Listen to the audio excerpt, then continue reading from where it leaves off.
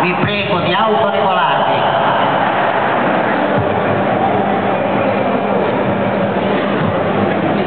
Oggi la giornata non si prospettava un granché bella, no? Perché abbiamo visto che è cominciato a piovere.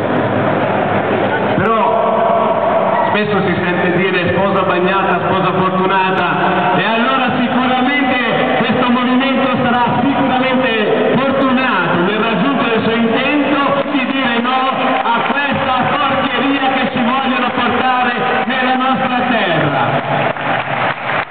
Allora, tanta gente, tante persone che sono qui oggi hanno una memoria e si trovano in paesi svuotati dai cittadini. Eunada, una cittadina ridente, che oggi conta la metà della popolazione che aveva negli anni 60. E così, se ci guardiamo ovunque nella Sardegna, in questo bel paesaggio che noi abbiamo davanti, vediamo che si stanno sempre più, come dire, allontanando i nostri concittadini da questa terra e vanno a vivere in dei luoghi dove sono sfruttati e dove gli piange il cuore a pensare che non possono tornare qui a motivo del lavoro. Ma che lavoro ci vogliono dare questi signori dello Stato italiano?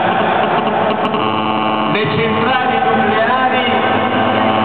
centrali nucleari che non sono nient'altro che un bel investimento per coloro che costruiscono, per coloro che ci devono scherzare sopra, per quei soliti elementi noti che non fanno nient'altro di andare nei luoghi e ridurli in rovina. Questo vogliono fare di Teulada, di Cirra, della nostra terra. Vogliono ridurre in rovina la nostra terra. Non possiamo permetterlo. Vogliamo che i nostri giovani che escono fuori dalla nostra terra tornino qui, ma in una terra preservata, che abbia ancora quel sapore antico del latte del miele che scorre tutto intorno alle nostre città, ai nostri paesi, dove le persone si sentono ben aggradate e piene di gioia di continuare a rimanerci qui per vivere per quel tempo che abbiamo dinanzi. Una vita breve, ma noi pensiamo al fatto che soltanto le spolie hanno un abbattimento della loro relatività che ci vogliono 300.000 anni per poter fare in modo che tornino con la stessa radioattività che dovrebbe essere normale per la vita. E come possiamo permetterci di decidere una cosa così importante come questa? Di mettere sulla testa di tutte le generazioni che verranno un peso così grande senza sapere neanche che cosa succederà. Avete visto le immagini qua dietro? Avete visto i bambini di Chernobyl? Ma che cosa sta succedendo? E noi dobbiamo accettare così passivamente che questi personaggi agiscono sulla nostra testa così?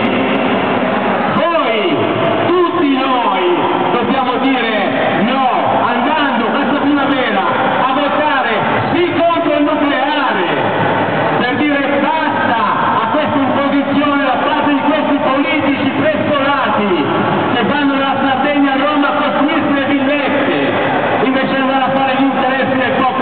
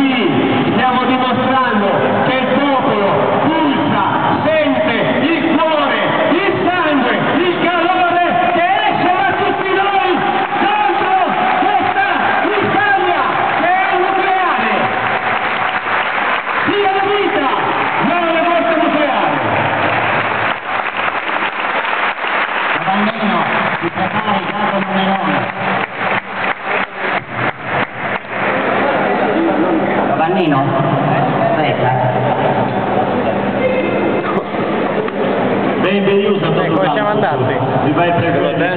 Secondo me il popolo c'è, questa è la cosa più importante. Cosa ne pensi?